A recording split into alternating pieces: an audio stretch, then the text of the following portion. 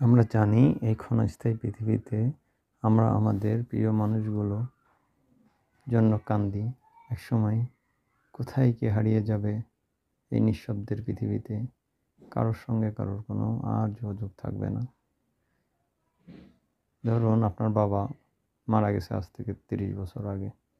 সে কবরের কোন গহীন অন্ধকারে বা আলোকিত শয্যায় কীভাবে দিন যাপন করছে তার কথা আমরা একটুও ভাবি না, একটু চিন্তাও করি না, কল্পনাও করি না যে একটা মুহূর্ত তাকে না দেখে আমরা থাকতে পারতাম না, বা আপনাকে না দেখে সে একটা মুহূর্ত থাকতে পারত। এভাবেই পৃথিবীর মানুষগুলো, আপনজনগুলো, প্রিয় মানুষগুলো কোথায় হারিয়ে যাবে কোন গহীন অন্ধকারে বা কোন অজানার দেশে।